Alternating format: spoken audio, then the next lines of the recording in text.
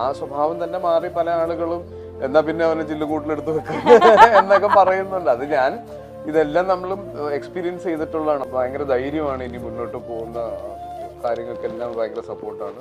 അതുപോലെ തന്നെ അത് ഭയങ്കര റെസ്പോൺസിബിലിറ്റിയുമാണ്.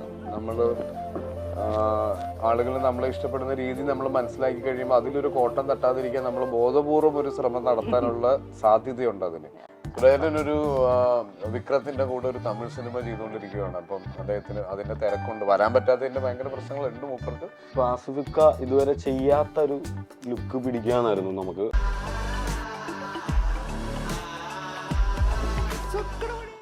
അതൊരു വലിയ രസമല്ലേ നമുക്കും. എന്നെ ഏത് വേഷത്തിൽ കണ്ടാലും ഞാനാണെന്ന് തോന്നുന്നതിനേക്കാൾ പല പല ആളുകളായിട്ട് തോന്നുന്നത് ഒരു ഭയങ്കര ഫ്രീഡം ആണ്. സുരാജേട്ടൻ വിളിക്കുന്നത് കൂട്ടുകാരാണ്, ആസിഫിക്ക സുരാജേട്ടൻ വിളിക്കുന്ന ബോസാണ്. നമ്മള് ഫ്രെയിമിന്റെ കുറച്ച് അപ്പുറമായിട്ടൊരു ആൾക്കൂട്ടം. അപ്പൊ അതെന്താണെന്നുള്ള ക്യൂരിയോസിറ്റി ഞങ്ങൾ നോക്കുമ്പോൾ ഞാൻ ചെയ്യുന്ന ക്യാരക്ടറിന്റെ ഒറിജിനൽ വെർഷൻ ഒരാൾ അവിടെ നിൽക്കും. ഞാൻ ചെയ്യുന്ന അതേ സാധനം ഒട്ടും സ്ക്രിപ്റ്റഡ് അല്ലാതെ ഷൂട്ടിംഗ് ഇല്ലാതെ വേറൊരാൾ അവിടെ ചെയ്തുകൊണ്ടിരിക്കണ്ടായിരുന്നു. ഇവിടെ ഇത് ഇങ്ങനെ പറഞ്ഞാലോ എന്ന് ഞാൻ പറയാൻ പറ്റൂല തങ്കം, അത് ഞാൻ കാണാതെ പഠിച്ച ആ സ്ലാങ് പഠിച്ചു വെച്ചേക്കുവാണെന്ന് പറയും. അപ്പൊ ഇങ്ങനെ കേറിയ മേളിൽ കൂടി ഇങ്ങനെ നടന്നു പോയി ഇങ്ങനെ നിൽക്കും. അപ്പൊ ഞാൻ അവിടെ വന്നിട്ടാണ് ഞാൻ ഈ സ്റ്റെപ്പ് നോക്കുമ്പോ ഞാൻ നഹാസിനോട് ചോദിച്ചു, എനിക്ക് സ്റ്റെപ്പ് കയറാൻ പറ്റില്ല, എന്റെ കാല് സർജറി കഴിഞ്ഞിട്ട് 2-2.5 മാസത്തിന് ഞാൻ ഷൂട്ട് ജോയിൻ ചെയ്തു. ഒട്ടും കംഫർട്ടബിൾ ആയിട്ട് ഷൂട്ട് ചെയ്യാൻ പറ്റിയ ഒരു അറ്റ്മോസ്ഫിയറിലല്ല ഈ സിനിമ ഷൂട്ട് ചെയ്തിരിക്കുന്നത്. പ്രത്യേകിച്ച് ഈ സിനിമ തുടങ്ങിയ ആദ്യത്തെ 12 ദിവസം വൈറ്റില ഹബിലാണ് ഷൂട്ട് ചെയ്തത്. ഹാർവിയോറ the exclusive collection of adenium plants. ഇനി നിങ്ങളുടെ വീടിന്റെ അകത്തളങ്ങളിൽ ഹാർവിയോറ അഡീനിയം പ്ലാന്റ്സ് പുഷ്പിച്ചു നിൽക്കും. വെബ്സൈറ്റ് വഴി ഓർഡർ ചെയ്ത് കഴിഞ്ഞാൽ ഇന്ത്യയിൽ എവിടെയും ഫ്രഷ് ആയി ഞങ്ങൾ അഡീനിയം പ്ലാന്റ് നിങ്ങളുടെ വീട്ടിൽ എത്തിച്ചു തരും. കൂടുതൽ വിവരങ്ങൾക്കായി ഹാർവിയോറ വെബ്സൈറ്റ് സന്ദർശിക്കുക.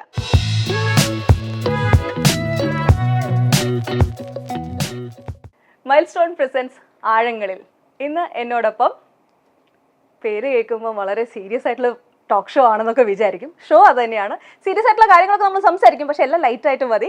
അപ്പം നമ്മുടെ സിനിമയുടെ പേര് എന്ന് പറയുന്നത് അഡിയോസ് അമിഗോ എന്നാണ്. നമ്മൾ ഈ ഷോയുടെ അവസാനം പറയുമ്പോഴായിരിക്കും അത് കറക്റ്റ് ആയിട്ടുള്ള ആപ്റ്റ് ആയിട്ടുള്ള സ്ഥലം വരാം. അപ്പൊ എന്തായാലും ആ വാക്ക് ഞാൻ അവസാനം പറയാം. അപ്പോൾ അഡിയോസ് അമിഗോ എന്ന സിനിമയുടെ വിശേഷങ്ങളുമായി എന്നോടൊപ്പം Asif Ali, Nahas and writer Aji Peter Thankam. Yes, okay. അഡിയോസ് അമിഗോ. അപ്പോൾ പെട്ടെന്ന് തന്നെ നമുക്ക് ഗുഡ് ബൈ ഫ്രണ്ട് എന്നുള്ള ഒരു സ്പാനിഷ് വേർഡാണ്. അപ്പം ഒരു ഫ്രണ്ട് വരുന്നുണ്ട്, ഏതോ ഒരു സാഹചര്യത്തിൽ അവർ തമ്മിൽ മീറ്റ് ചെയ്യുന്നുണ്ട്, എപ്പോഴും പിരിയുന്നുണ്ട്. എന്താണ് ഞാനിതിൽ എന്തൊക്കെയാണ് എടുക്കേണ്ടത്? അത്രയൊക്കെ മനസ്സിലാക്കി ഇത്രയൊക്കെയാണ് ഡീകോഡ് ചെയ്യാൻ പറ്റിയത്. നമുക്ക് പേര്, കാര്യം ഈ സിനിമയില് ഭയങ്കര പുതിയതെന്നൊന്നും നമ്മൾ പറയുന്നില്ല, പക്ഷെ ഇതിന്റെ ഒരു നരേഷനും ഈ പറഞ്ഞു പോകുന്ന 2 ആളുകളുടെ അവസ്ഥയും ഒരു പറ്റുന്നത്രയും പുതിയതാക്കാൻ ശ്രമിച്ചിട്ടുണ്ട്. അപ്പൊ അതുകൊണ്ട് തന്നെ ഈ ടൈറ്റിലും പുതിയതായിരിക്കണം എന്നുണ്ടായിരുന്നു. അപ്പൊ നമ്മൾ ഈ ടൈറ്റിലേക്ക് അഡിയോസ് അമീഗോ എന്ന് നമ്മൾ തീരുമാനിച്ച സമയത്ത് ഇതുപോലെ ഈ ടൈറ്റിൽ എത്ര പേർക്ക് കണക്റ്റ് ആവും, എത്ര പേർക്ക് പറയാൻ പറ്റും, മനസ്സിലാവും എന്നൊക്കെ ഉള്ള ഒരു ചിന്ത വന്നപ്പോ ആണ് തങ്കം നമ്മളോട് ചോദിക്കുന്നത് റോഷാക്ക്. ആർക്കൊക്കെ മനസ്സിലായി എന്തായിരുന്നു കാര്യം? നമുക്ക് ഇത് ഇടുമ്പോ ഇത് വായിക്കാൻ തന്നെ ആദ്യം നമുക്ക് അറിയില്ലായിരുന്നു റോഷാക്ക് എന്നുള്ള പേര്.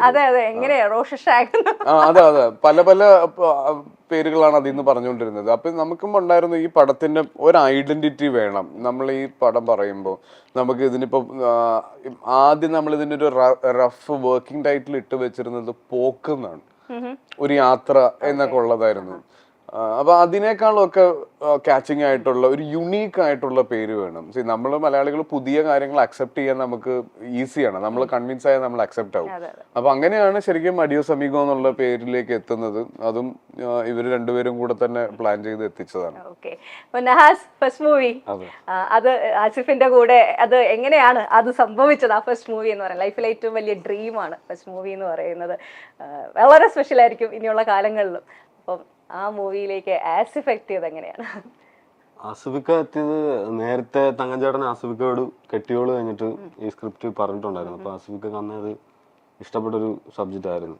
അപ്പൊ അതിന് തല്ലുമാല ഞാൻ വർക്ക് ചെയ്തതിന് ശേഷം തങ്കഞ്ചേട്ടൻ എടുത്ത് ഇങ്ങനെ ഈ സ്ക്രിപ്റ്റിന്റെ കാര്യം എനിക്കറിയാം. അപ്പൊ അതിങ്ങനെ വേറെ ആരും ചെയ്തില്ലെങ്കിൽ അത് ഞാൻ ചെയ്യാം, ചേട്ടൻ അത് എനിക്ക് തരുമോന്ന് ഞാൻ ചോദിച്ചിട്ടുണ്ടായിരുന്നു. അപ്പൊ അങ്ങനെ തങ്കഞ്ചേട്ടൻ ആ സ്ക്രിപ്റ്റ് വന്ന് വായിച്ചു, അങ്ങനെ സംഭവിച്ചു. തങ്കം ചേട്ടൻ, തങ്കം എന്ന പേരിലാണ് ഇപ്പൊ എനിക്ക് തോന്നുന്നു കൂടുതലും ബ്രാൻഡഡ് ആയിട്ടുള്ളത്, അജി പീറ്റർ തങ്കം എന്നുള്ള. അപ്പം എനിക്ക് അമ്മയുടെ പേരാണോ തങ്കം? എൻ്റെ പേര് തന്നെയാണ്. ചെറുപ്പത്തിൽ വിളിച്ച് ചില പേര് അത് കൂടെ ചേർത്തു. എന്റെ തങ്കമേ എന്നാണ് ചെറുപ്പത്തിൽ. എവിടെയാ, നാട് എവിടെയാ? അടിമാലി, ഇടുക്കി. ഓക്കെ. ഞങ്ങള് ട്രിവാൻഡ്രത്ത് തങ്കം, ചെല്ലം എന്ന് പറയുന്നത് വളരെ സ്നേഹം, നമ്മള് വാവേ എന്നൊക്കെ വിളിക്കുന്ന പോലെ സ്നേഹത്തോട് വിളിക്കുന്നത്. അതെല്ലാം ഇന്ത്യ മുഴുവൻ അങ്ങനെയാണ്. അപ്പൊ എങ്ങനെയാണ് ഇതിന്റെ ഈ ഒരു കുറെ കാര്യങ്ങളൊക്കെ പറഞ്ഞു തന്നു ആസിഫ്. ഇത് കുറെ നാളായിട്ട് എഴുതി വെച്ചിരുന്ന സ്ക്രിപ്റ്റ് ആയിരുന്നോ? വേറെ ആരും ചെയ്തില്ലെങ്കിൽ അദ്ദേഹത്തിന് കൊടുക്കണം എന്നാണല്ലോ പറഞ്ഞിരുന്നത് നഹാസ്? ആ, ഒരു ഐഡിയ. എഴുത്തെന്ന് പറയുന്നത് നമ്മൾ ഷൂട്ടിന്റെ ആ സമയം വരെ നമ്മളതിനെ ഡെവലപ്പ് ചെയ്യും. പക്ഷെ എൻ്റെ ഐഡിയ കാര്യങ്ങളൊക്കെ ഇച്ചിരി മുന്നേ കയ്യിലുണ്ടായിരുന്നൊരു സംഭവമായിരുന്നു സാർ. ഓക്കെ. അപ്പൊ എന്താണ് ഇതിനെ പറ്റി റൈറ്ററിന്റെ പോയിന്റ് ഓഫ് വ്യൂവില് ഈ സിനിമ എന്താണ് അഡിയോസ് അമിഗോ എന്ന് പറയുന്നത്? വളരെ വ്യത്യസ്ത സാഹചര്യത്തിലുള്ള രണ്ടുപേര് സ്വാഭാവികമായിട്ട് കണ്ടുമുട്ടുന്നു, അവരുടെ യാത്രയാണ്. അപ്പോൾ ഇപ്പം ഫ്രണ്ട്ഷിപ്പിനോ അല്ലെങ്കിൽ ഒരു അപരിചിതനെ നമ്മളൊന്നും പരിഗണിക്കാത്തൊരു സാഹചര്യത്തിലാണല്ലോ ഇന്നത്തെ കാലഘട്ടത്തിൽ പോകുന്നത്. അപ്പോൾ ഇത് ഒരു അപരിചിതനെ കണ്ടിട്ട് അയാളെ കൂടെ കൂട്ടാൻ പറ്റുന്ന ഒരു മാനസികാവസ്ഥയുള്ള ഒരാൾ, ഒരു അങ്ങനെ ഒരാളുടെ കൂടെ പോകാൻ പറ്റുന്ന ഒരു മാനസികാവസ്ഥയുള്ള മറ്റൊരാൾ.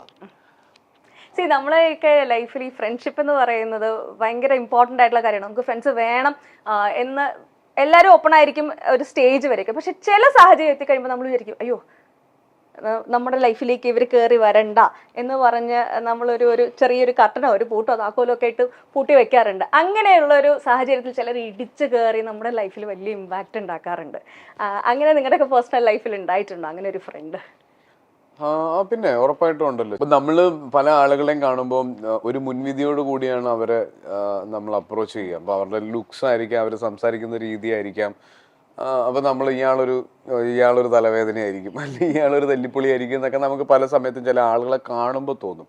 പക്ഷെ അവരായിട്ട് നമ്മൾ അടുത്ത് തുടങ്ങുമ്പോൾ അവർ ഒത്തിരി നല്ല ആൾക്കാരായിരിക്കാം, നമ്മൾ ലൈഫിൽ കണ്ട ഏറ്റവും നല്ല ആളുകളിൽ ഒരാളായിരിക്കാം. അപ്പം അങ്ങനെയുള്ളൊരു മുൻവിധി ഉണ്ടാവുന്ന തരത്തിലുള്ളൊരു ക്യാരക്ടറാണ് എൻ്റെ ഈ സിനിമയിൽ വരുന്നത്. അപ്പം ഇയാളൊരു കാണുമ്പോൾ ഇയാളൊരു ന്യൂസൻസ് ആണെന്ന് തോന്നിയാലും ഇയാൾ ഭയങ്കര നല്ലൊരു മനുഷ്യനാണ്. ഇയാൾ ഇടപഴകുന്ന രീതി പുതിയതായതുകൊണ്ട് നമുക്ക് ഇയാൾ അക്സെപ്റ്റ് ചെയ്യാൻ സമയമെടുക്കും എന്നൊക്കെ പറഞ്ഞിട്ടുള്ള ഒരു ക്യാരക്ടർ സ്കെച്ചാണ് എൻ്റെ ഈ സിനിമയിലുള്ളത്. അങ്ങനത്തെ ഒരുപാട് പേരെ നമ്മൾ പേഴ്സണൽ ലൈഫിൽ കണ്ടിട്ടില്ലേ? പല ആളുകളെ നമ്മൾ ഇതിന് ശേഷം ഇനി കാണരുതെന്ന് നമ്മൾ മനസ്സിൽ ആഗ്രഹിച്ചവർ ഇപ്പോഴും നമ്മുടെ കൂടെ നടക്കുന്നുണ്ടാവും. ഫസ്റ്റ് മൂവി ചെയ്യുന്ന സമയത്ത് ഒരു എക്സ്പെരിമെന്റൽ മൂവി ചെയ്യണം, അല്ലെങ്കിൽ ഇങ്ങനെ ഒരു ജോണർ പോകണം, ഇങ്ങനെ ഒരു ജോണർ എന്നല്ല, ഫസ്റ്റ് ഒരു നല്ല സിനിമ, മികച്ച സിനിമ ചെയ്യാന്നായിരുന്നു. അപ്പൊ ആ സ്ക്രിപ്റ്റ് എനിക്ക് വായിച്ചപ്പോൾ അതിനകത്ത് 2 ക്യാരക്ടേഴ്സ് അടിപൊളിയായിട്ട് എനിക്ക് തോന്നി, എന്നെ ഭയങ്കര രസകരമായിട്ട് തോന്നി. പിന്നെ എനിക്ക് അതിനകത്ത് ഡയലോഗ്സ്, അതാണ് എന്നെ ഭയങ്കര സിനിമ ചെയ്യാൻ. ഡയലോഗ് സീരിയസ്ലി പടം തുടങ്ങി അവസാനം വരെയുള്ള ഡയലോഗ്സ് ഭയങ്കര അടിപൊളിയാണ്.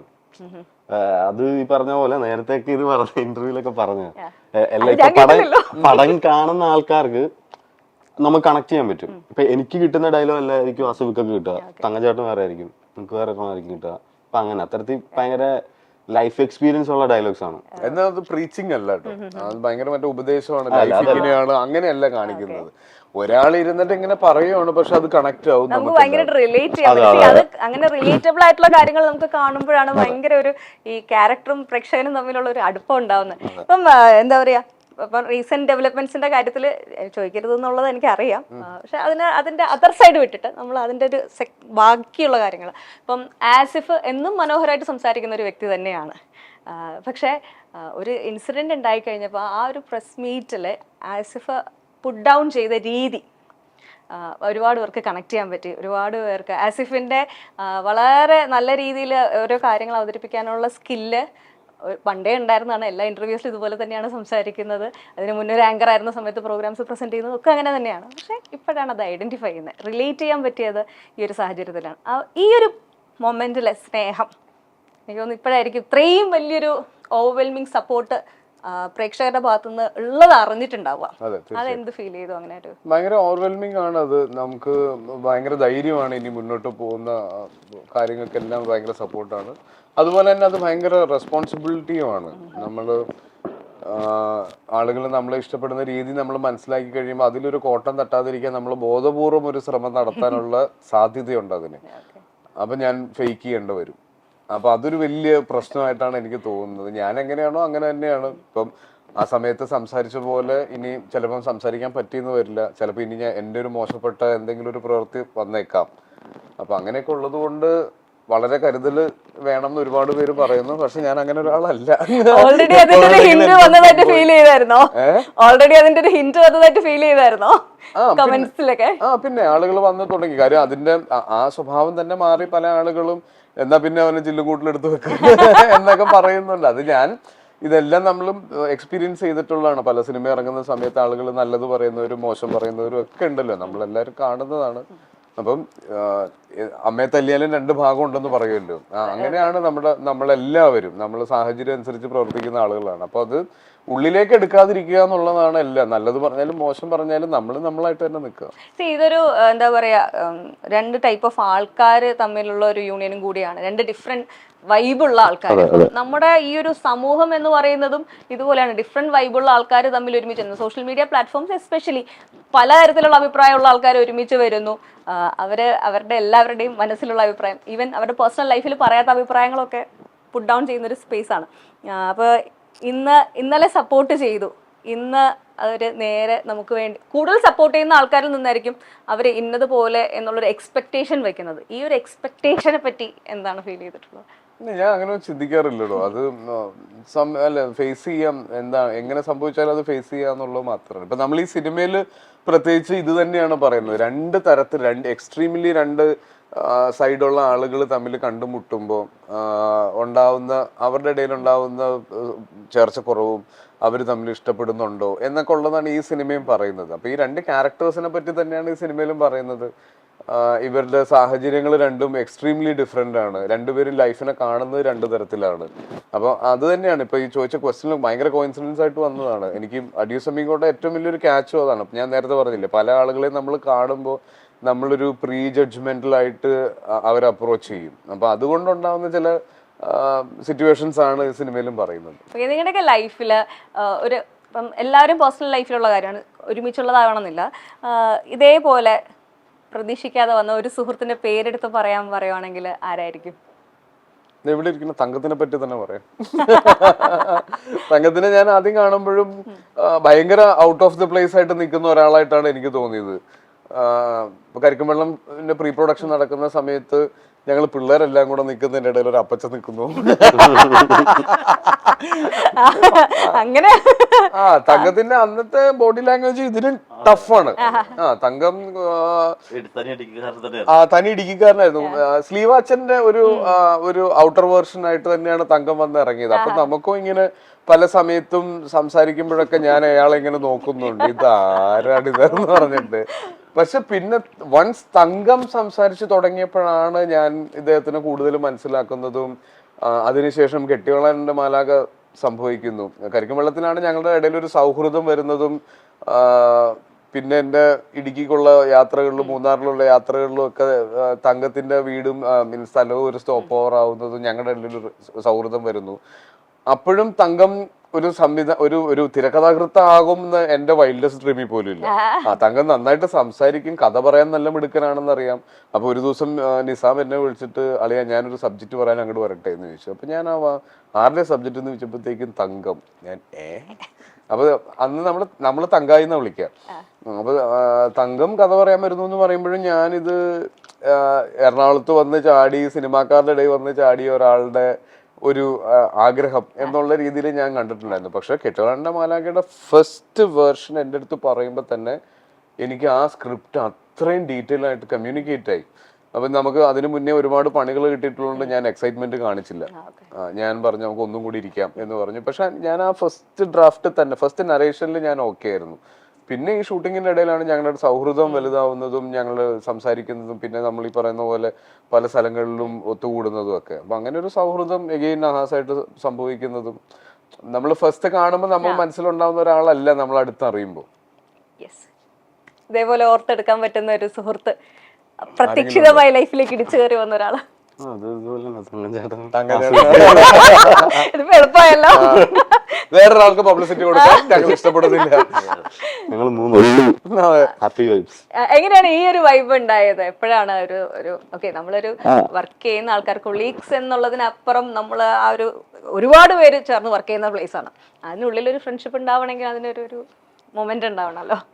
ഫ്രണ്ട്ഷിപ്പ് ഉണ്ടാകുമ്പോഴായിരിക്കും ആ സിനിമ നന്നാവുക എന്നാണ് ഞങ്ങൾ 3 പേരും വിശ്വസിക്കുന്നത്. നമ്മൾ പോയിട്ടൊരു ഓഫീസ് ജോലി ചെയ്യുന്ന സീരിയസ്നെസ്സിൽ അല്ലെങ്കിൽ ഒരു ഭയങ്കര ഫോർമൽ ആയിട്ടുള്ള റിലേഷനിലേക്ക് വരുമ്പോൾ അത് എത്രത്തോളം സക്സസ്ഫുൾ ആവുമെന്ന് എനിക്കറിയില്ല. ഞാൻ വിശ്വസിക്കുന്നത് ഒരു എടാപോടാ ബന്ധം ഉണ്ടായതിനു ശേഷമാണ് ഒരു സിനിമ ചെയ്യേണ്ടത്. ആ ഒരു സൗഹൃദം, ആ സ്പേസ് എപ്പോഴും ഉണ്ടാവണം. നമ്മളെല്ലാവരും വർക്ക് ചെയ്യുന്നത് ആ ഒരു അറ്റ്മോസ്ഫിയറിൽ തന്നെയാണ്. നമ്മളിപ്പോ ഈ ഷൂട്ടിന് മുമ്പാണെങ്കിൽ തന്നെ ഇക്ക നമ്മുടെ ഫ്ലാറ്റിൽ വരും, വിളിച്ചിട്ട് ഫ്ലാറ്റിൽ വന്ന് നമ്മൾ അവിടെ നിന്ന് ഡിസ്കസ് ചെയ്യാറുണ്ട്, രാത്രി വരെ ഇരുന്ന് സംസാരിക്കാറുണ്ട്. അങ്ങനെയായിരുന്നു. എന്റെ തല തിന്നുമായിരുന്നു ഇവൻ. എന്തൊക്കെയാ പറയണേ? അത് ഒന്ന് ഈ സിനിമയ്ക്ക് ഒരു സ്ലാങ് പിടിക്കണം. കൊച്ചി സ്ലാങ്, കൊച്ചിയല്ല, നമ്മള് പറവൂരിനും തൃശ്ശൂരിനും ഇടയിലുള്ള അങ്ങനത്തെ ഒരു സ്ലാങ് ആണ്. അപ്പൊ അതിനെപ്പറ്റി ഭയങ്കര പെർട്ടിക്കുലർ ആയിരുന്നു ഇവര് രണ്ടുപേരും. അപ്പൊ അതിന്റെ ഡയലോഗ് റിഹേഴ്സലിന് വേണ്ടിയിട്ട് നമ്മൾ ഒരാളെ വെച്ചിരുന്നു ഈ സ്ലാങ് പറയാൻ വേണ്ടിയിട്ട്. അപ്പൊ ഇതിന്റെ ഒരു സിറിലൊരു പോലീസുകാരനാണ്, ഒരു VIP-യുടെ ഗൺമാൻ ആണ്. അയാൾ ഒരുപാട് സിനിമയിൽ അഭിനയിച്ചിട്ടുണ്ട്. അപ്പൊ ഇദ്ദേഹത്തിനെ കൊണ്ടുവരും. അപ്പൊ ഈ സിറിൽ ഇങ്ങനെ ഒരു പൊസിഷനിൽ ഇരിക്കുന്നതുകൊണ്ട് തന്നെ സിറിലിനും ഒരു ടൈമിംഗ് ഉണ്ട്. അപ്പൊ ആ ടൈമിങ്ങിൽ ഞാൻ എത്തുക എന്ന് പറയുന്നത് പ്രശ്നമാണ്. അപ്പൊ അതില് ഇവൻ അപ്സെറ്റ് ആവും. വോയിസ് മെസ്സേജ് അങ്ങോട്ടും ഇങ്ങോട്ടും. ഈ വോയിസ് മെസ്സേജിന്റെ ഏറ്റവും വലിയ ഗുണം മുഖത്ത് നോക്കി പറയേണ്ട കാര്യങ്ങൾ വോയിസ് മെസ്സേജ് ആയിട്ട് ഫോൺ മാറ്റിയൊക്കെ വെക്കണം. അപ്പൊ അങ്ങനെയാണ് ഞങ്ങൾ തമ്മിലുള്ളൊരു റിലേഷൻ തുടങ്ങുന്നതും. അപ്പൊ ഞാനിങ്ങനെ പറഞ്ഞടാ ഞാൻ പണിയെടുക്കാടാ, ഞാൻ പിടിക്കാന്ന് പറയുന്നുണ്ട്. അപ്പൊ പിന്നെ അത് വന്ന് നമ്മൾ ഷൂട്ട് തുടങ്ങുമ്പം നാളെ എടുക്കുന്ന സീനിന്റെ എല്ലാ ഡയലോഗ്സും വോയിസ് മെസ്സേജ് ആയിട്ട് ഈ സ്ലാങ്ങിൽ പറഞ്ഞ് എനിക്ക് റെക്കോർഡ് ചെയ്ത് അയച്ചു തരും. അപ്പൊ ഒരു പുതിയ ഡയലോഗ്, അപ്പൊ തങ്കത്തിന് ഇങ്ങനെ നമ്മൾ ചെയ്തോണ്ടിരിക്കും, തങ്കം മച്ചാൻ ഇവിടെ ഇത് ഇങ്ങനെ പറഞ്ഞാലോ എന്ന് ചോദിക്കും. ഞാൻ പറയാൻ പറ്റൂല തങ്കം, അത് ഞാൻ കാണാതെ പഠിച്ച ആ സ്ലാങ് പഠിച്ചു വെച്ചേക്കുവാണെന്ന് പറയും. പിന്നെ നമ്മളത് ഇവൻച്വലി നമ്മൾ അതിലേക്ക് എത്തി. പിന്നെ നമുക്ക് പറയാനുള്ള കോൺഫിഡൻസ് വന്നു. അപ്പൊ അത് ശരിക്കും ഇതിന്റെ ഒരു പ്രീ പരിപാടി ഭയങ്കര രസമായിരുന്നു. അത് നമ്മൾ നല്ല പണിയെടുത്തിട്ടുണ്ട് എല്ലാവരും. എന്തുകൊണ്ട് ആ ഒരു വളരെ സ്പെസിഫിക് ആയിട്ടുള്ള കാരണം എന്ന് വെച്ചാല് കൊച്ചി സ്ലാങ് അല്ലെങ്കിൽ ട്രിവാൻഡ്രം സ്ലാങ്, തൃശ്ശൂർ സ്ലാങ് എന്നൊക്കെ പറയുമ്പോൾ കുറച്ചുകൂടെ ഈസി ആയിരിക്കും, നമുക്ക് കേട്ട് ശീലമുണ്ട്. പക്ഷെ വളരെ സ്പെസിഫിക് ആയിട്ടുള്ള ഈ 3 പറഞ്ഞത് കുറച്ചൊക്കെ ഒപ്പിക്കാം. ഞാനൊരു ട്രിവാൻഡ്രംകാരിയാണ്, അതുകൊണ്ട് ട്രിവാൻഡ്രം നല്ല അന്തസ്സായിട്ട് പറയും. തൃശ്ശൂർ ഭാഷ അത്യാവശ്യമൊക്കെ ഒപ്പിക്കട്ടോ, കുറച്ചൊക്കെ ഒപ്പിക്കാൻ പറ്റും. അല്ല, ഞാൻ പറഞ്ഞ വളരെ സ്പെസിഫിക് ആയിട്ടുള്ള റീജിയൻ വൈസ്, അതായത് നമ്മുടെ കൊച്ചിയിൽ തന്നെ ഈ ആലുവ ഭാഗത്തേക്കുള്ള സ്ലാങ് വേറെയാണ്, ഫോർട്ട് കൊച്ചി ഭാഗത്തുള്ള സ്ലാങ് വ്യത്യാസമുണ്ട്. അപ്പം ഈ ഒരു റീജിയൻ വൈസ് ഉള്ള ഒരു സ്പെസിഫിക്കേഷൻ കൊണ്ടുവരാനുള്ള കാരണം പ്രത്യേകിച്ച് കാരണമൊന്നുമില്ല, ക്യാരക്ടർ പറവൂരാണ് താമസിക്കുന്നത്. പിന്നെ എനിക്ക് ഏറ്റവും അടിപൊളിയായിട്ട് തോന്നിയപ്പോ ഇക്ക ഷൂട്ടിന് സ്ലാങ് പറയാൻ വേണ്ടി കുറച്ച് സമയം എടുത്തെങ്കിലും ഡബില് ആള് പഠിച്ച് അപ്പോഴത്തേക്ക് ആ സ്ലാങ് കിട്ടി. പിന്നെ ഞാൻ സുരാന്റെ ക്യാരക്ടർ ഇടുക്കിയിൽ നിന്ന് വരുന്നൊരു ക്യാരക്ടറാണ്, ഇരട്ടിയാറ്. അപ്പൊ അയാൾക്ക് ഒരിക്കലും നമുക്ക് തിരുവനന്തപുരം സാങ് കൊടുക്കാൻ പറ്റില്ല. അപ്പൊ അത് ആ സ്വഭാവത്തിൽ നിന്ന് തന്നെ സംസാരിക്കുള്ളൂ. ആസിയുടെ ക്യാരക്ടർ വരുന്നത് പറവൂർ ഭാഗത്തുനിന്നാണ്. അപ്പൊ അയാൾക്ക് ആ ക്യാരക്ടർ ആ സ്വഭാവം കൊടുത്തേ പറ്റുള്ളൂ. ഗെറ്റപ്പ് കുഞ്ചാക്കോ ഭവനല്ലേ എന്നുള്ള ചോദ്യം കേട്ട് മടുത്തിട്ടുണ്ടോ? ഇനിയിപ്പോ ഫഹദ് ഫാസിൽ അല്ലേ എന്നുള്ള ക്വസ്റ്റ്യൻ വരുന്ന തോന്നിയില്ലേ? ഇത് ആ ഒരു ഇങ്ങോട്ട് ഇങ്ങനെ ഒന്നും വിചാരിക്കല്ല ഞാൻ. തിരിച്ചിനി ഫഹദിനോടും ചോദിക്കാം, ആസിഫ് അലി അല്ലേന്ന് ചോദിക്കാനും സാധ്യത ഇല്ലാതില്ല. അല്ല, എനിക്ക് അതൊരു വലിയ രസമല്ലേ. നമുക്ക് എന്നെ ഏത് വേഷത്തിൽ കണ്ടാലും ഞാനാണെന്ന് തോന്നുന്നതിനേക്കാൾ പല പല ആളുകളായിട്ട് തോന്നുന്നത് ഒരു ഭയങ്കര ഫ്രീഡം ആണ്. എനിക്ക് തോന്നുന്നത് ഇപ്പം ലെവൽ ക്രോസിലാണെങ്കിലും ഇതിലാണെങ്കിലും എക്സ്ട്രീംലി 2 ഒരാഴ്ച ഡിഫറൻസിൽ വരുന്നു. അപ്പൊ അത് എനിക്കും ഭയങ്കര നമ്മൾ ഈ പ്രൊഫഷന്റെ ഞാൻ എപ്പോഴും പറയാൻ ആഗ്രഹിക്കുന്ന ഒരു കാര്യമാണ്. എന്റെ ഏറ്റവും വലിയൊരു ബ്ലെസ്സിംഗ് എന്ന് പറഞ്ഞാൽ എനിക്ക് സ്ഥിരമായിട്ടൊരു ലുക്കില്ല. ഞാൻ ഇപ്പൊ താടിക്കാരനാണോ മീശക്കാരനാണോ ക്ലീൻ ഷേവ് ആണോ എന്ന് ചോദിച്ചാൽ അങ്ങനെ ഒരു ലുക്കില്ല. ഞാൻ ചെയ്തുകൊണ്ടിരിക്കുന്ന സിനിമയുടെ വേഷമായിരിക്കും എന്റെ ഗെറ്റപ്പ്. അപ്പൊ അതൊരു ഭയങ്കരമായിട്ട് ഞാൻ ആസ്വദിക്കുന്നുണ്ട്. അതുകൊണ്ട് തന്നെ ഇങ്ങനെ എക്സ്പെരിമെന്റ്സ് ചെയ്യാൻ ഭയങ്കര ഇഷ്ടമാണ്. പക്ഷെ അതിനൊരു ഏച്ചുകെട്ടിൽ ഫീൽ ചെയ്യരുത്. അപ്പൊ ഇതിന്റെ നറേഷന് ഫസ്റ്റ് വരുമ്പോ തന്നെ ഇതിന്റെ സ്ക്രിപ്റ്റ് റീഡിങ് കഴിഞ്ഞ് ഫസ്റ്റ് നറേഷൻ കഴിഞ്ഞ് ഫോൺ എടുത്തിട്ട് ഇതാണ് ലുക്ക് എന്ന് പറഞ്ഞ് കാണിച്ചു തന്നപ്പോ ഞാൻ ഈ ഫോൺ മേടിച്ച് ഞാനൊരു 15 മിനിറ്റ് നോക്കി ഇങ്ങനെ ഇരുന്ന്. അതിന്റെ അകത്തുണ്ട് ഈ ക്യാരക്ടർ. പിന്നെ അതിലേക്ക് എത്തുക എന്ന് പറഞ്ഞിട്ടായിരുന്നു. അപ്പൊ ഞങ്ങൾ തമ്മിൽ ഒന്ന് നമ്മൾ തല ഷേവ് ചെയ്യാന്നൊക്കെ പറഞ്ഞു കഴിഞ്ഞാൽ ഒരു ആക്ടറിനെ സംബന്ധിച്ചിടത്തോളം ഭയങ്കര റിസ്ക് ആയിട്ടുള്ള ഒരു കാര്യമാണ്. അപ്പൊ ആ റിസ്ക് എടുക്കാൻ വേർത്ത് ആയിട്ടുള്ള ഒരു സിനിമയാണെന്നുള്ളത് ഞാൻ ആദ്യം ഉറപ്പുവരുത്തി. അതിന് എല്ലാവരുടെയും ഭാഗത്തുനിന്ന് അതിന് സപ്പോർട്ട് കിട്ടും എന്ന് ഉറപ്പുവരുത്തി. ഈ സിനിമ ഒറ്റ ഷെഡ്യൂൾ കാണിച്ചു കൊടുത്ത് ഇതിലേക്ക് എത്തിച്ചു നമ്മള്. ഇതായിരുന്നു ആദ്യത്തെ സ്കെച്ച് ഉണ്ടാക്കി. ഇത് ഈ ലുക്കിലേക്ക് തന്നെ എത്തിക്കാനും പറ്റി. എക്സാക്ട്ലി ഇതിലേക്ക് തന്നെ എത്തിയിട്ടുണ്ട്. ഇത് ഈ ഒരു എന്താ പറയാ മുടി ഇങ്ങനെ കേറുക എന്ന് പറയുന്നത് പെൺകുട്ടികൾക്ക് വയസ്സ് കൂടുന്നതും ആൺകുട്ടികൾക്ക് നെറ്റ് കയറുന്നതും ഭയങ്കര ട്രോമ ഉണ്ടാക്കുന്ന ഒരു സംഭവം തന്നെയാണ്. ആ ഒരു അങ്ങനെ ഒരു സ്പെസിഫിക് ഇതിലേക്ക് വരാനുള്ളൊരു കാരണം ആ ഒരു ക്യാരക്ടർ ഫ്രെയിം ചെയ്യുമ്പോൾ അത് ആ ലുക്കിലേക്ക് വരിക എന്ന് പറഞ്ഞാൽ നമ്മള് ഇപ്പൊ ആസിഫിക്ക ഇതുവരെ ചെയ്യാത്തൊരു ലുക്ക് പിടിക്കാന്നായിരുന്നു നമുക്ക്. അതായത് ഇപ്പൊ ഒരുപാട് ക്യാരക്ടേഴ്സ് ഇപ്പൊ നമ്മുടെ കെട്ടിയോളി തന്നെ 2 ഡിഫറെന്റ് ലുക്കിൽ ചെയ്തിട്ടുണ്ട്. അപ്പൊ നമ്മളിങ്ങനെ തങ്കഞ്ചേട്ടനായിട്ട് ഇപ്പൊ തങ്കഞ്ചേട്ടൻ അങ്ങനെ നമുക്ക് ഒരുപാട് ആൾക്കാരെ പരിചിതമുണ്ടല്ലോ. അപ്പൊ അങ്ങനെ ചെയ്തപ്പോ തന്നെ നമുക്ക് ആദ്യം ഒരു പേടി ഉണ്ടായിരുന്നു. ഇപ്പൊ 2 സൈഡ് എടുക്കുമ്പം ഈ കഷണ്ടി അല്ലേ, അപ്പൊ ഏജ് കൂടിയ ഒരാളായിട്ട് തോന്നിക്കുമോ? ചില ചെറുപ്പക്കാർക്ക് കഷണ്ടി ആവാറുണ്ടല്ലോ, നമ്മൾ അതാണ് ഉദ്ദേശിച്ചത്. പക്ഷെ അത് ചെയ്തു വന്നപ്പോഴത്തേക്കും പൊതുവെ ഈ ഒരു ബോൾഡിങ്ങിന്റെ ഒരു ചെറിയൊരു ലക്ഷണങ്ങളൊക്കെ റിയൽ ആയിട്ട് തന്നെ കിട്ടി. റിയൽ ആയിട്ട് ഒരു ഏജ് കേട്ടില്ലാതെ നന്നായി തന്നെ വന്നിട്ടുണ്ട്. ആ ഒരു ഭയം ഉണ്ടായിരുന്നു. കുറച്ച് കഴിയുമ്പോൾ ഞാൻ എങ്ങനെ ഇരിക്കും എന്ന് എനിക്കൊരു ഐഡിയ കിട്ടി. പഠിപ്പിച്ച സമയത്ത് പറഞ്ഞായിരുന്നു. പഠിപ്പിച്ച ഞാൻ ആദ്യം പറഞ്ഞു ഈ സിനിമ ഒറ്റ ഷെഡ്യൂളിൽ തീർക്കണം, ഇതുകൊണ്ട് എനിക്കൊരു 8 മാസം ജീവിക്കാൻ പറ്റൂല എന്നുള്ളത്. പിന്നെ ഇതിന്റെ ശേഷമുള്ളതിനെ പറ്റി ഞാൻ ചിന്തിച്ചിട്ടേ ഇല്ല. ഇപ്പൊ എനിക്ക് ഈ സിനിമ ഈ ക്യാരക്ടറിന്റെ ഒരു കംപ്ലീഷൻ 100% ഇതിന്റെ അകത്ത് വേണം എന്നുള്ളത് തന്നെയായിരുന്നു. അപ്പൊ എനിക്ക് ഇത് പറയുന്ന സമയം മുതൽ ഇയാളുടെ ലുക്സിനെ പറ്റി ഈ ക്യാരക്ടറൈസേഷനിൽ കൃത്യമായിട്ടുണ്ട്. അപ്പൊ അതിലേക്ക് എത്തിക്കഴിഞ്ഞാൽ ഈ ക്യാരക്ടർ വർക്ക് ആവും. അതാണല്ലോ ഒരു ആക്ടറിന് വേണ്ട ഏറ്റവും വലിയ സന്തോഷം. അതെ, ഇത് ഇപ്പം ഒരു കൈൻഡ് ഓഫ് റോഡ് മൂവി ആണെന്ന് പറഞ്ഞു. കൂടുതൽ ബസ്സിലൊക്കെ ഉള്ള ഇതാണ്. അപ്പം ഈ ഒരു ട്രാവൽ മൂവി ചെയ്യുമ്പോഴത്തേക്ക് കുറെ ഈ ഒരു നമ്മളൊരു കംഫർട്ട് പ്ലേസിൽ ഫ്രെയിം വെച്ച് ചെയ്യുക എന്ന് പറയുന്ന പോലെയല്ലോ ബസ്സിൽ കുറെ ആൾക്കാർ. ബസ്സിൽ മാത്രമല്ല, ആക്ച്വലി ഇതൊരു bike, metro, low floor bus, boat, Innova, പിന്നെ ബൈക്ക്, എല്ലാം വണ്ടികൾ വാഹനങ്ങളാണല്ലോ റോഡിൽ തന്നെ പല പല. അതാണ് പിന്നെ പോലീസ് ജീപ്പ്. അതായത് അതാണ് റോഡ് മൂവി. എങ്ങനെയൊക്കെ പോവാം, അങ്ങനെയൊക്കെ പോവാം. മൊത്തത്തിലൊരു ഓട്ടോമോട്ടീവ് ഷോ എന്ന് പറയുന്ന പോലെ പല പല ചോദിച്ച ചോദ്യം നല്ല കൃത്യം ചോദ്യമാണ്. അതായത് നമുക്ക് ഒട്ടും കംഫർട്ടബിൾ ആയിട്ട് ഷൂട്ട് ചെയ്യാൻ പറ്റിയ ഒരു അറ്റ്മോസ്ഫിയറിലല്ല ഈ സിനിമ ഷൂട്ട് ചെയ്തിരിക്കുന്നത്. പ്രത്യേകിച്ച് ഈ സിനിമ തുടങ്ങിയ ആദ്യത്തെ 12 ദിവസം വൈറ്റ്ല ഹബിലാണ് ഷൂട്ട് ചെയ്തത്. അത് രാവിലെ 7 മണിക്ക് നമ്മൾ 7:30 ഫസ്റ്റ് ഷോട്ട് എടുക്കും. 7:30 to 10:30 എന്ന് പറയുന്ന വൈറ്റ്ല ഹബില് കൂടെ നിൽക്കുന്ന ആളെ കാണാതെ പോയാലും 11:30 ശേഷം കിട്ടുള്ളൂ. അത്ര തിരക്കുള്ള സമയമാണ്. അപ്പൊ അവിടെ ഒരു കൺട്രോൾഡ് അറ്റ്മോസ്ഫിയർ നമുക്ക് ഷൂട്ടിന് വേണ്ടിയിട്ട് സെറ്റ് ചെയ്യാന്ന് പറയുന്നത് ഭയങ്കര ബുദ്ധിമുട്ടാണ്. ആളുകളുണ്ട്, ആളുകൾ ഫോട്ടോ എടുക്കുന്നുണ്ട്, ഫ്രെയിമിൽ ആളുകൾ പാസ് ചെയ്യുന്നുണ്ട്. അപ്പൊ അതിൽ നിന്നിട്ട് നമ്മൾ അതും ഒരു സിനിമയുടെ ആദ്യത്തെ 10 ദിവസം എന്ന് പറഞ്ഞാൽ നമുക്ക് എല്ലാവർക്കും ഒരു ക്ലാരിറ്റി വരുന്ന സമയം കൂടിയാണ്. നമ്മൾ എത്ര പ്രീ പ്രൊഡക്ഷൻ, എത്ര ഹോംവർക്ക് ചെയ്തെന്ന് പറഞ്ഞാൽ നമ്മൾ ഓൺ ലൊക്കേഷൻ വന്നിട്ട് നമുക്ക് കിട്ടുന്ന ഒരു ക്ലാരിറ്റി ഉണ്ട്. അതിന് വേണ്ടത് സമാധാനമാണ്. അത് ഇതിന് കിട്ടിയിട്ടില്ല. അതും ഏറ്റവും വലിയ ഇത് വരുന്ന എപ്പോഴാന്ന് വെച്ചാല് നമുക്ക് അവിടെ ആരോട് ഒച്ചയിടാനൊന്നും പറയാൻ പറ്റൂല. അവിടെ മൈക്ക് യൂസ് ചെയ്ത് സംസാരിക്കാൻ പറ്റില്ല. ഇപ്പൊ അടിപൊളി പെർഫോമൻസ് ആയിരിക്കും ഇവർ രണ്ടിനെയും കിട്ടുന്നത്. നമ്മൾ ഇങ്ങനെ ഇരിക്കുമ്പോ ഇല്ലേ, ഇപ്പൊ ബസ് വന്ന് വൈക്കം സ്റ്റാൻഡിൽ നിർത്തിയിട്ട് അതിന്റെ സ്റ്റോപ്പിൽ നിർത്തിയിട്ട് അവിടുത്തെ ആൾക്കാർ ഇറങ്ങി വന്നിട്ട് ഫ്രെയിമിൽ നോക്കി നമുക്ക് ഒന്നും പറയാൻ പറ്റില്ല. നമ്മൾ ഓൾറെഡി അവിടെ കൂടി നിൽക്കുന്ന ഒരു ക്രൗഡിനോട് നമുക്ക് ഇതെല്ലാം പറഞ്ഞ് മനസ്സിലാക്കാം. അടുത്ത ബസ് വരുമ്പോൾ പുതിയൊരു ക്രൗഡ് വരും. അവർക്ക് ഇത് അറിയില്ല ഇവിടെ എന്താ സംഭവിക്കുന്നുള്ളത്. പിന്നെ നമുക്ക് ഇത് ഷൂട്ട് ചെയ്യുന്ന സമയത്ത് നമ്മൾ കാണുന്ന ആൾക്കാർ നമ്മളുടെ ഷൂട്ട് നടക്കുമ്പോൾ വേറൊരു സ്ഥലത്ത്, അതായത് ഈ നമ്മള് ഫ്രെയിമിന്റെ കുറച്ച് അപ്പുറമായിട്ടൊരു ആൾക്കൂട്ടം. അപ്പൊ അതെന്താണെന്നുള്ള ക്യൂരിയോസിറ്റി ഞങ്ങൾ നോക്കുമ്പോ ഞാൻ ചെയ്യുന്ന ക്യാരക്ടറിന്റെ ഒറിജിനൽ വെർഷൻ ഒരാൾ അവിടെ നിൽക്കണം. അത് ഓർക്കുന്നില്ല. അപ്പൊ പോലീസുകാരൻ വന്നിട്ട് ഞങ്ങളോട് ചോദിച്ചു ഇത് നിങ്ങളുടെ കൂടെ ഉള്ള. അപ്പൊ ഞങ്ങൾ പറഞ്ഞു ഇത് ഞങ്ങളുടെ അല്ല എന്ന് പറഞ്ഞ്. കാര്യം ഞാൻ ചെയ്യുന്ന അതേ സാധനം ഒട്ടും സ്ക്രിപ്റ്റഡ് അല്ലാതെ ഷൂട്ടിംഗ് ഇല്ലാതെ വേറൊരാൾ അവിടെ ചെയ്തുകൊണ്ടിരിക്കണ്ടായിരുന്നു. അത് അപ്പോഴാണ് നമുക്കൊക്കെ ധൈര്യം വരുന്നത്. അതെ, ഒരു ബസ് സ്റ്റാൻഡിൽ ഷൂട്ട് ചെയ്യുമ്പോൾ നമ്മൾ എല്ലാ രീതിയിലുള്ള ആളുകളെയും കാണുന്നുണ്ടെന്ന് പറയില്ല. അപ്പൊ നമ്മൾ കാണുന്നുണ്ട് നമ്മുടെ റിയൽ ലൈഫ് ക്യാരക്ടർ വെർഷൻസ് അതിലെ നടന്നു പോകുന്നത്. അത് ഭയങ്കര രസമായിരുന്നു ഷൂട്ട്. അതായത് ഇപ്പൊ നമ്മൾ ഇവിടുന്ന് ലോ ഫ്ലോർ ബസ് ഇവിടുന്ന് സ്റ്റാർട്ട് ചെയ്ത് പോകുമ്പോൾ ബാക്കിൽ Innova, unit bus, full crew പുറകില്. അപ്പൊ അങ്ങനെയാണ് നമ്മൾ ഷൂട്ട് ചെയ്തത്. ഒരു കോൺവോയ് പോലെ എവിടെയൊക്കെയായിരുന്നു മേജർ ആയിട്ട് shoot? Major Ernakulam, Cherthala, Alappuzha, Kollam. Route മനസ്സിലായില്ലേ? ട്രിവാൻഡ്രം ശംഖുമുഖം വരെ പോകുന്നു മനസ്സിലായി. എന്താണ് ശംഖുമുഖത്തുള്ളതെന്ന് ഇങ്ങനെ ആലോചിക്കുമായിരുന്നു. എന്തായിരുന്നു? പടം കണ്ട് അസ്തമയം കാണാം.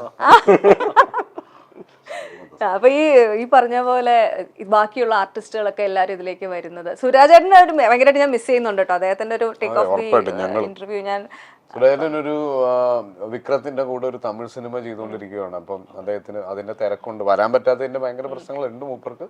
പക്ഷെ എന്നാലും അത്രയും വലിയൊരു സിനിമയുടെ ഭാഗമായിട്ട് നിൽക്കുമ്പോൾ നമ്മളെ കൊണ്ട് പറ്റുന്ന രീതിയിൽ സുരാജേട്ടനെ പിന്നെ നമുക്കറിയാം സുരാജേട്ടൻ ഉണ്ടെങ്കിൽ ഇവിടെ എന്തൊക്കെ സംഭവിക്കുന്നുള്ളത്. ഒരുപാട് രസകരമായ എക്സ്പീരിയൻസ് സുരാജേട്ടന് പറയാനുണ്ടാവും. അതുപോലെ തന്നെ എടുത്ത് പറയേണ്ടത് ഇതിന്റെ ടെക്നീഷ്യൻസിനെ പറ്റിയിട്ടാണ്. ജിംഷിയാണ് ഇതിന്റെ ക്യാമറ ചെയ്തിട്ടുള്ളത്. നിങ്ങളുടെ ഒരു ടീമുമായിട്ടൊരു കണക്ഷൻ. അതെ, ഞാൻ പറഞ്ഞില്ല, ഒരു ഫ്രണ്ട്ഷിപ്പിൽ നിന്ന് ഈ സിനിമ ഷൂട്ട് ചെയ്യാൻ പറ്റിയത് തന്നെ വലിയൊരു ബ്ലെസ്സിംഗ് ആണ്. ആഷിഖ് ഉസ്മാൻ ഇതിന്റെ പ്രൊഡ്യൂസർ. ഞാൻ ആഷിഖിനെ എനിക്ക് ഏകദേശം ഞാൻ സിനിമയിൽ വന്ന സമയം മുതൽ അറിയാം. ഒരു നിർമ്മാതാവിന് ആവശ്യമുള്ളതിനേക്കാൾ സൗന്ദര്യമുള്ള ഒരു നിർമ്മാതാവാണ്. അപ്പം അതുപോലെ ഫുൾ ഈ ടീമിന്റെ നമ്മുടെ എഡിറ്റർ ആണെങ്കിലും നിഷാദ് മഷർ, റോണക്സ്, അങ്ങനെ നമ്മളെല്ലാം നമ്മുടെ ടീം ഇവരുടെ എല്ലാം ഇപ്പൊ മഷറിനെ എടുത്ത് പറയേണ്ടത് തങ്കം കൊടുത്ത ഒരു ഡീറ്റെയിലിംഗ് ഉണ്ട് എന്റെ ക്യാരക്ടറിനെ പറ്റിയിട്ടും സുരാജേട്ടന്റെ ക്യാരക്ടറിനെ പറ്റിയിട്ടും. ഇവരെ രണ്ടുപേരെയും ഫസ്റ്റ് ലുക്ക് തന്നെ നമുക്ക് ഇവർ രണ്ടുപേരും എക്സ്ട്രീംലി ഓപ്പോസിറ്റ് ആണെന്നുള്ളത് മനസ്സിലാവണം. അത് രണ്ടും മഷർ വളരെ കൃത്യമായിട്ട് ആ റെഫറൻസ് കൊടുത്ത സമയത്ത്, അതായത് ഇയാൾക്ക് ഇതെല്ലാം ഇടാനുള്ള സൗകര്യമുണ്ട് പക്ഷെ ഇതൊന്നും ഇയാൾക്ക് ചേരില്ല എന്നായിരുന്നു കൊടുത്ത ഡിസ്ക്രിപ്ഷൻ. അത് കൃത്യമായിട്ട് എനിക്ക് കിട്ടിയിട്ടുണ്ട്. സുരാജേട്ടനെയും ഈ പറയുന്ന പോലെ ഇയാളുടെ ഒരു ബാക്ക്ഗ്രൗണ്ട് അത് കൃത്യമായി വന്നിട്ടുണ്ട്. പിന്നെ ജിംഷിയായിട്ട് ഷൂട്ട് ചെയ്യുന്ന സമയത്ത് നമ്മൾ എഴുതി വെക്കുന്ന സാധനങ്ങൾ മുഴുവൻ ഷൂട്ട് ചെയ്യേണ്ട ആവശ്യമില്ല എന്ന് വാശി പിടിക്കുന്ന ഒരാളാണ് ജിംഷി. അതാണ് നമുക്ക് ചില ഷോട്ടുകൾ എടുത്തു കഴിയുമ്പോൾ ജിംഷി പറയും നമുക്ക് ഇനിയിപ്പോ അതിന്റെ ആവശ്യമില്ല മച്ചാനെ, നമുക്ക് ഇതിൽ കമ്മ്യൂണിക്കേറ്റ് ആണ്. ജിംഷിയുടെ ഡയറക്ടോറിയൽ ജഡ്ജ്മെന്റ് ഭയങ്കര സഹായിച്ചിട്ടുണ്ടാവും. ജിംഷിക്ക് ഉറപ്പായിട്ടും പടം ഒരുപാട് ഷൂട്ട് ചെയ്ത് തന്നിട്ടുണ്ട്. അതായത് എനിക്ക് തോന്നുന്നു ജിംഷിക്ക് അടുത്ത് ഇത്രയും ഷോട്ടുകളൊക്കെ എടുത്ത് തന്നേക്കുന്ന ഈ ഒരു പടമായിരിക്കും. പിന്നെ നേരത്തെ പറഞ്ഞ പോലെ നമുക്ക് ഒരിക്കലും കൺട്രോൾഡ് ആയിട്ടുള്ള അറ്റ്മോസ്ഫിയർ അല്ല ഷൂട്ട് ചെയ്യുന്നത്. അപ്പം ഈ ആൾക്കൂട്ടത്തിന്റെ ഇടയിൽ ഷൂട്ട് ചെയ്യുമ്പോൾ ജിംഷിക്ക് നടത്തേണ്ടതായ അഡ്ജസ്റ്റ്മെന്റ്സ് മുഴുവൻ ചെയ്തിട്ടുണ്ട്. ബസ്സിന്റെ അകത്തൊരു മേജർ പോർഷൻ ഉണ്ട്. അപ്പൊ അതിൻ്റെ അകത്ത് നമുക്കൊരു ഫുൾ ഫ്ലെഡ്ജ് ടെക്നിക്കൽ ഷൂട്ട് നടക്കൂല. പക്ഷെ അത് ജിംഷി അത് വളരെ രസമായിട്ട്, എനിക്ക് തോന്നുന്നത് KSRTC low floor AC bus ഇത്രയും ബ്യൂട്ടിഫുൾ ആയിട്ട് ആരും ഷൂട്ട് ചെയ്തിട്ടുണ്ടാവില്ല. എസ്പെഷ്യലി അനുരാഗായിരിക്കും വെള്ളത്തിൽ ആ സീക്വൻസ് ഉണ്ടല്ലോ. അല്ല, ടോട്ടലി ഈ പറഞ്ഞ പോലെ ഹബ്ബ്, കൊച്ചി, ഈ ആലപ്പുഴ ഇത്രയും മനോഹരമായിട്ട് ഈ ഒരു പറഞ്ഞ പോലെ ടെക്നിക്കലി റെസ്ട്രിക്റ്റഡ് ആയിട്ട് നമ്പർ ഓഫ് ക്രൂ ഒക്കെ വളരെ കുറച്ച് പേരെ വെച്ചിട്ടാണല്ലോ ഈ ബസ്സിനുള്ളിലുള്ള ഈ റെസ്ട്രിക്റ്റഡ് പ്ലേസസിൽ ഷൂട്ട് ചെയ്യുമ്പോൾ. അപ്പോൾ ഇതിനകത്ത് ഏറ്റവും ടഫായിട്ട് ഫീൽ ചെയ്തൊരു കാര്യം എന്തായിരുന്നു? മൊത്തം ഷൂട്ടിൽ ടഫ് ആയിട്ട് വന്നത് ചൂടും നടുകായലിന്റെ പുറത്തുള്ള ഒരു ഷൂട്ട് ഉണ്ടായിരുന്നു. അതായിരുന്നു ഏറ്റവും കൂടുതൽ ടഫ്. വട്ടക്കായല്, കത്തുന്ന ചൂട്, എന്റെ കാല് മൂന്നുമായിരുന്നു പ്രശ്നം. ഞാനൊരു ആക്സിഡന്റ് മൊത്തം നോക്കുക, ചൂട്, കാല്. കാരണം നട്ടുച്ചയ്ക്ക് നമ്മൾ കായലിന്റെ നടുക്ക് നിൽക്കുവോ. അതെനിക്കൊന്ന് ഈ ഹിസ്റ്ററിയിൽ ഉള്ളതിൽ ഏറ്റവും വലിയ ചൂടായിരുന്നു ഈ വർഷത്തെ. ഷൂട്ടിലാണ് നമ്മൾ അനുഭവിച്ചത്. ഇപ്പൊ നമ്മൾ ആ ഷൂട്ട് ചെയ്യുന്ന സമയത്ത് ഇതുപോലെ ഒരു സീക്വൻസ് ഉണ്ട്. ഞാനും സുരാജേട്ടനും കൂടെ ഈ നമ്മുടെ ആലപ്പുഴ കനാലിന്റെ മേളിൽ കൂടി ഇങ്ങനെ ഒരു സ്റ്റെപ്പ് ഉണ്ടല്ലോ, ഇങ്ങനെ സ്റ്റെപ്പ് കയറി ബ്രിഡ്ജ് ക്രോസ് ചെയ്ത് ഇപ്പുറത്തെ സ്റ്റെപ്പ് ഇറങ്ങുന്നത്. അപ്പൊ അവിടെ നമ്മൾ രാവിലെ ഞങ്ങൾ മേക്കപ്പ് ചെയ്ത് വരുമ്പോഴത്തേക്കും ഫ്രെയിം സെറ്റ് ചെയ്ത് വെച്ചേക്കാണ്. ഒരു ജിമ്മി ജിബ് ഒരു ടോപ്പ് ആംഗിൾ വൈഡ് ഷോട്ടാണ്.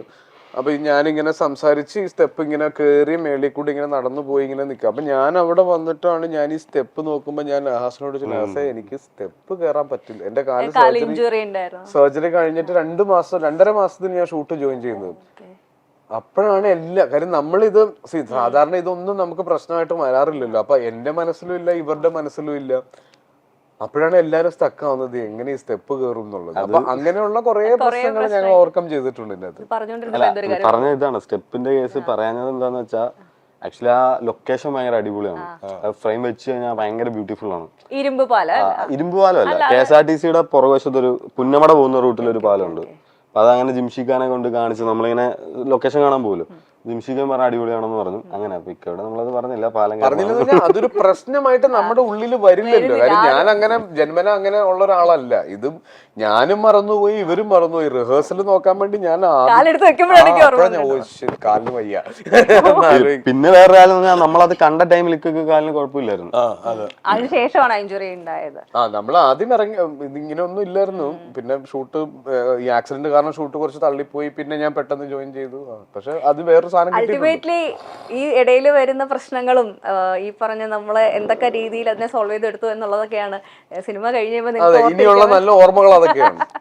അപ്പൊ എന്തായാലും ടഫ് ആയിട്ടുള്ള സിറ്റുവേഷനിലൂടെ ഒരുപാട് നല്ലൊരു സിനിമയാണ് നമ്മുടെ മുന്നിൽ എത്താൻ പോകുന്നത് എന്ന് ഭയങ്കരമായിട്ട് ആഗ്രഹിക്കുന്നു, വിശ്വസിക്കുന്നു. അപ്പം എന്തായാലും അഡിയോസ് അമിഗോ എന്ന് ഞാൻ ഇവിടെ പറയുകയാണ്. നിങ്ങൾക്ക് എല്ലാവർക്കും നല്ലൊരു ഗുഡ് ബൈ പറയാണ് ഫ്രണ്ട്സ്. Thank you.